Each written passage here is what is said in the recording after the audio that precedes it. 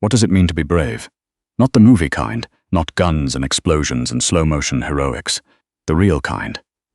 The kind that happens in a parking garage at 11:15 on a Tuesday night, when your feet stop moving before your brain tells them to, and you're standing there thinking, I should keep walking. I have enough problems. That's the kind of brave nobody talks about, the kind that costs you everything. Reina Castillo was 28 years old and running on 4 hours of sleep and a gas station coffee when it happened. She'd just finished a double shift at St. Catherine's Medical Center. 12 hours on her feet, another 4 covering for a colleague who'd called out sick, which was the 3rd time this month, and Reina had stopped being angry about it and started being just tired. The kind of tired that lives in your bones. The kind that makes the fluorescent lights in the parking garage feel like an assault. She was thinking about her brother. She was always thinking about her brother. Marco was 17 and brilliant in the way that broke her heart a little. The kind of brilliant that could go either direction depending on which path he took in the next 6 months. He'd gotten into the engineering program at Westfield Community College. Early acceptance. She had cried in the break room when he called to tell her, and told everyone she had allergies. The tuition was $4,000 a semester. Reina made $19 an hour. She did the math every night before she fell asleep, which was probably why she didn't sleep very well. The parking garage was mostly empty. Level 3, spot 41, same spot she'd parked in for the past 2 years, because it was close to the stairwell, and the stairwell had a working security camera. Reina was the kind of woman who knew which security cameras worked and which ones were just for show. She had learned that the hard way 3 years ago, in a different city, in a different parking garage, and she didn't like to think about that. She heard it before she saw it. A grunt, low, controlled. The sound of someone trying not to make a sound, which is its own kind of sound if you know how to listen. Then a crack, then silence. She stopped walking. Keep going, said the sensible part of her brain. You don't know what that is. Could be anything. You're a woman alone in a parking garage, and you have a brother to go home to. She turned around. There were 2 of them standing over him. Big men, hooded, the kind of generic threatening that she would have thought was theatrical if she wasn't watching it happen. The man on the ground was in a suit, a good suit. She noticed that even from 30 feet away, the way the jacket fell, the cut of it, the kind of suit that didn't come off a rack. He had one arm braced against the concrete floor and his head was down and he wasn't moving, raised his foot. Hey! The word came out of her before she decided to say it. Loud, echoing off the concrete ceiling like a gunshot. Both men looked up. Here is what Reina Castillo thought in the 2 seconds that followed. She thought about Marco. She thought about the tuition bill she'd been deferring for 6 weeks. She thought about the security camera over her left shoulder that she knew was one of the working ones. She held up her phone. The camera flash was already on. I'm filming, she said. I've been filming the last 30 seconds and I just texted the video to 3 people. She hadn't. She'd just unlocked the screen. But she said it like it was true. And sometimes that's enough. The 2 men looked at each other. Something passed between them. Not panic, but calculation. A risk assessment. Then the taller one said something low that she couldn't hear, and they walked, not ran. Walked, like men who weren't worried about being caught but also weren't interested in complications. They disappeared down the stairwell. Reina stood very still for 3 seconds. Then her legs started working again, and she crossed the garage to the man on the ground. He was conscious. That was the first thing. His eyes were open and they tracked her when she crouched down beside him, which told her his neurological function was probably intact. She'd seen enough concussions in triage to know what the eyes looked like when something was wrong up there. I'm a nurse, she said. Can you tell me your name? He looked at her for a long moment. His jaw was tight, not from pain, she thought, or not only from pain. He was the kind of man who didn't like being seen like this. Matteo, he said. His voice was steady, deeper than she expected. Matteo, okay. Does anything feel broken? Ribs, arm, leg, anything sharp when you breathe? He shifted carefully, testing. No. Head hit the ground? No. He paused. My shoulder. She checked the shoulder without asking permission. She'd learned early in her career that asking permission slowed things down and scared people. She pressed along the joint with practiced fingers. He didn't flinch, which told her either his pain tolerance was very high or he was running on adrenaline. Probably both, not dislocated. Might bruise badly. You'll want imaging to rule out a fracture. I'm fine. You might be. You also might have a hairline fracture and feel fine for the next 6 hours until you try to lift something and find out differently. She sat back on her heels. You should go to the ER. He looked at her again with those dark, measuring eyes. You said you were filming. I said I was filming. Something shifted in his expression. Not quite a smile, were you? My phone was on. He sat up slowly. She didn't help him. She offered her hand, which was different. He didn't take it. Of course he didn't.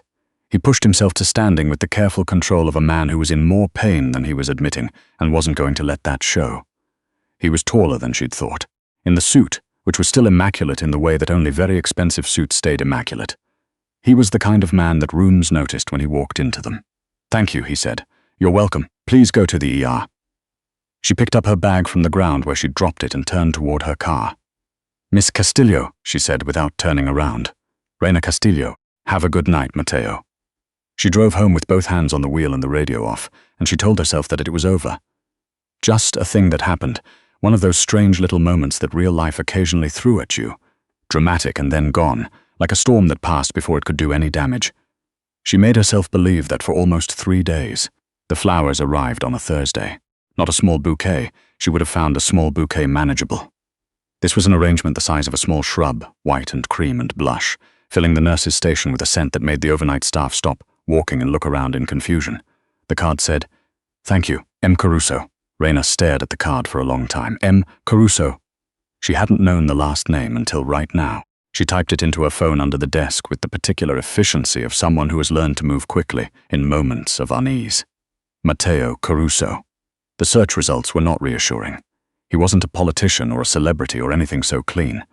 He was the kind of name that appeared in the Tribune business section in language that was carefully chosen. Real estate developer, investment portfolio, charitable foundation. But there was a tone underneath it, an unspoken thing, the way journalists sometimes write around what they can't prove. She read 3 articles before she put her phone face down on the desk and thought about the men in the parking garage, the way they'd walked away. Not scared, just done. Men like that didn't attack civilians at random. The flowers were beautiful. She took them home because it seemed wasteful not to, and because Marco made fun of her for it in the way that meant he found it secretly wonderful. "Who sent you flowers? A patient's family. Which patient? I can't tell you that. You're a terrible liar." "I know," she said, and she kissed him on the forehead and he complained loudly and she went to bed and didn't sleep. The envelope came 2 days later, hand-delivered. Her name and address on the front in clean, impersonal print, the kind of printing that told you nothing about the person who'd done it. Inside was a check made out to her name. The amount was written in a careful hand, $30,000. Reina sat down on her kitchen chair, which she didn't remember pulling out, and looked at it for a very long time. There was a card. It said, "For your trouble, use it however you need." She thought about Marco's tuition. The thought lasted approximately 4 seconds. Then she thought about the men in the parking garage, walking with that loose, unhurried confidence.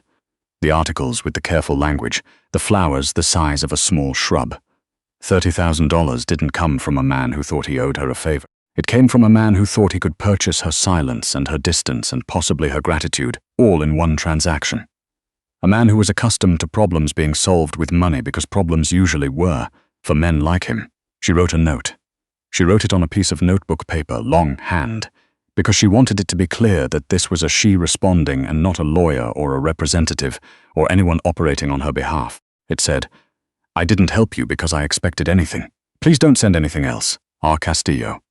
She folded the check inside the note and mailed it back with a return address that was technically her neighbor Mrs. Okafor's house, because Reina was not naive. She went to work, and she didn't think about it, except that she did. She thought about it the way you think about a sound you can't identify. In the background, underneath everything else, persistent. She first saw him again on a Monday.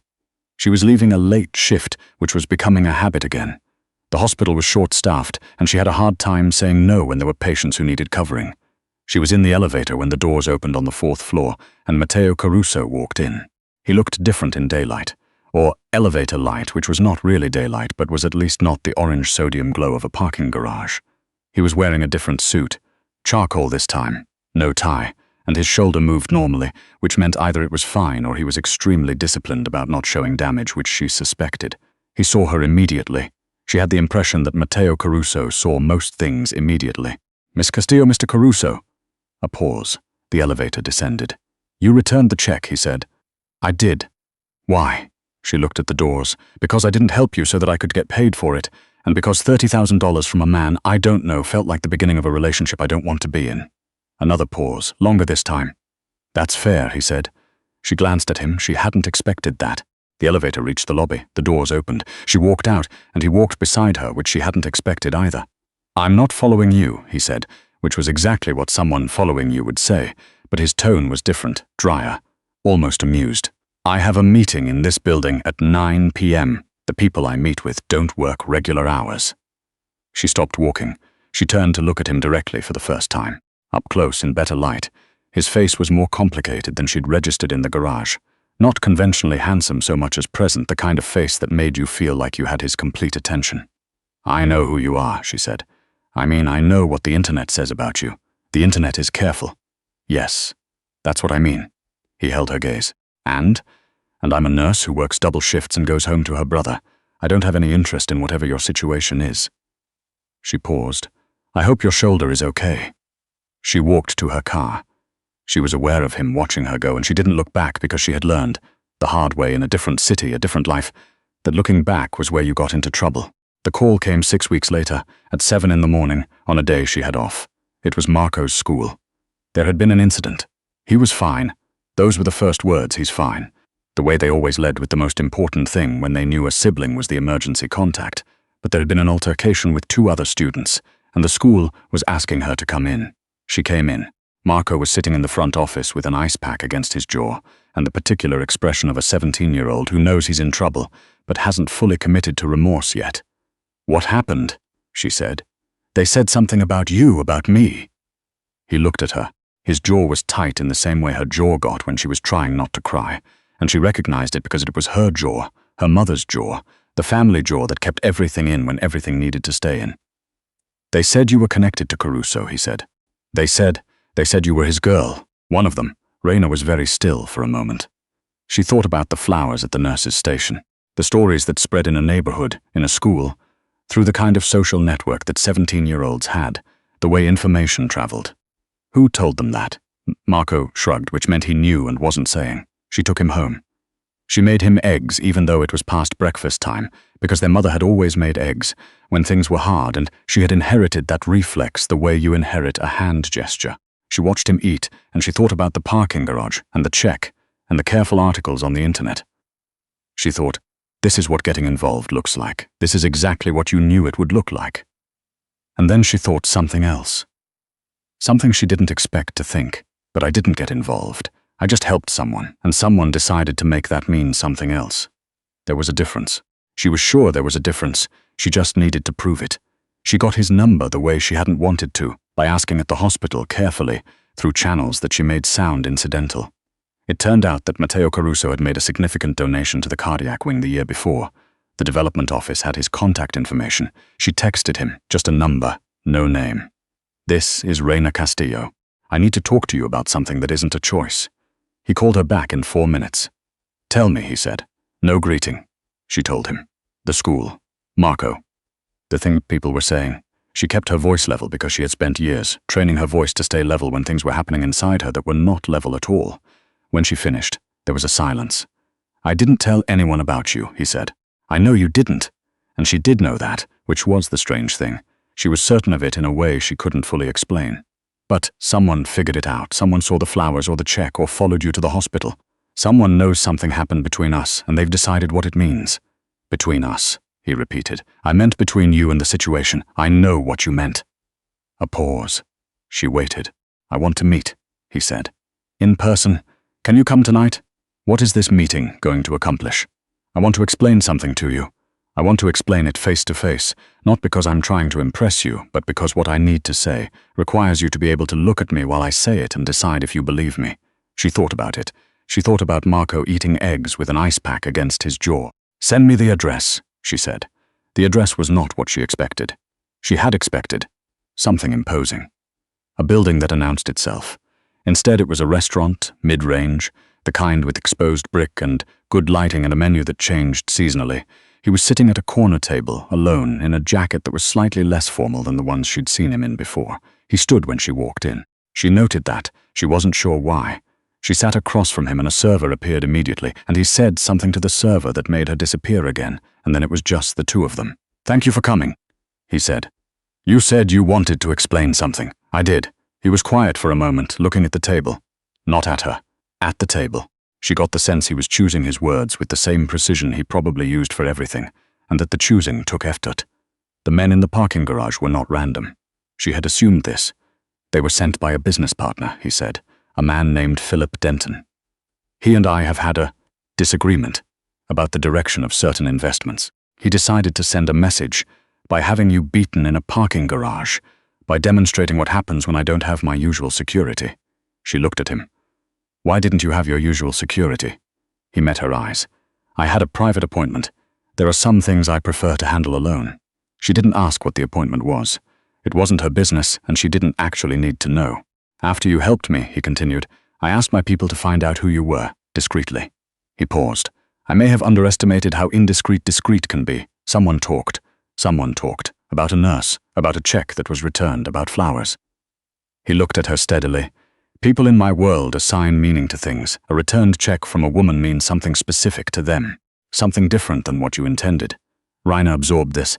They think I refused the check to make a point, like a negotiating position, or that you have a pride that I find interesting. He said it simply, without heat, which I do, but not in the way they mean. She was quiet for a moment. I need this to stop, she said. Not for me. For Marco. He has a future that doesn't have anything to do with any of this, and I'm not going to let my one good deed in a parking garage become the reason that future gets complicated. I understand. Do you? Because what I need from you isn't flowers or checks or explanations. What I need is for your people, whoever they are, whatever they say to each other, to understand that I'm nobody, that I'm a nurse who stopped when everyone else kept walking, and that's the entire story. He looked at her for a long time. I can do that. Good. She stood up. He stood up. Stay, have dinner. She looked at him. Not as a transaction, he said. Not as an apology, as a dinner. Two people who were in a parking garage together and are now in a restaurant. She thought about the last 3 weeks. The ice pack on Marco's jaw. The check, the flowers, the careful internet articles. The specific exhaustion of being a woman alone who had tried to do the right thing and discovered that the right thing had consequences. She thought, I could leave right now. I should leave right now. She sat back down. She didn't know, that night, what was beginning. That was the thing about beginnings. They never looked like beginnings while they were happening. They looked like dinner. They looked like 2 cups of coffee that arrived after the plates were cleared and sat there steaming while neither of them made a move to leave. They looked like a man who was accustomed to filling silence, suddenly choosing not to, and finding out that silence with some people was different from silence with other people. He asked about Marco. She told him about the engineering program, the tuition, the gas station coffee, and the double shifts. She wasn't sure why she told him, who offered that information, but he asked with the particular quality of a person who actually wants to know, not a person making conversation. You've been doing this alone, he said. It wasn't a question. We have each other, she said. That's not alone. He was quiet for a moment. Your parents? My mum passed 4 years ago. My dad, he's been gone longer than that, in the ways that count. He nodded. He didn't say I'm sorry in the reflexive way people said it, which she appreciated. He just nodded, and she understood that he knew something about absence. She got home at 11:30 and Marco was asleep, and she sat in the kitchen in the dark for a while, thinking about nothing in particular with a focus that told her it was actually something in particular. Philip Denton's name appeared in the news 7 weeks later. She was on her lunch break, half watching the news on her phone when she saw it. A federal investigation, securities fraud, something complex and large that she only partially understood but understood enough.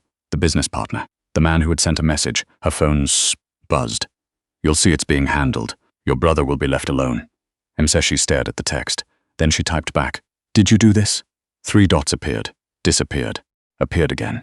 I answered questions that a federal investigator asked me. Truthfully, she sat with that for a moment.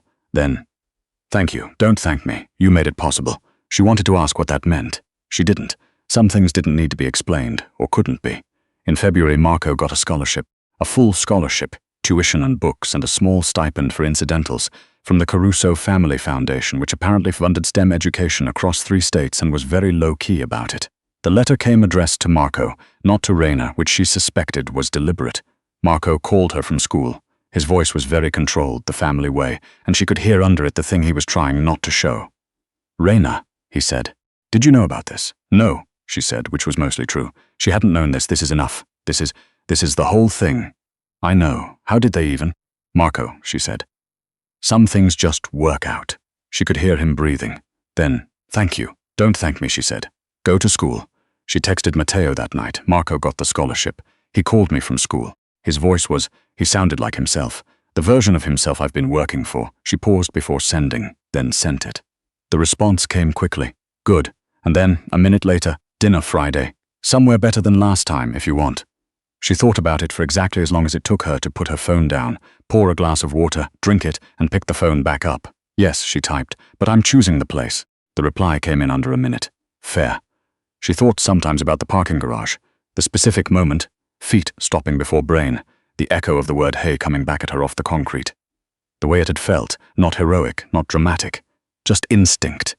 The same instinct that made her a good nurse, that made her take the overnight shifts when no one else would, that made her stay when anyone reasonable would have walked away. She had been a woman in a parking garage who had $400 in her checking account, and a brother who needed her, and a body running on 4 hours of sleep, and she had stopped anyway. She hadn't stopped because she'd known how it would turn out. She hadn't stopped because she was brave in any meaningful, planned-out way. She'd stopped because the alternative, walking to her car, driving home, wondering for the rest of her life about the sound she'd heard, had felt like a kind of death. Some choices, Raina understood now, weren't really choices at all. They were just what you did when it came down to it. When the moment arrived and your feet stopped, and the concrete echoed, and the thing you were, and the thing you chose to be turned out to be the same. That was the whole story, and it was enough.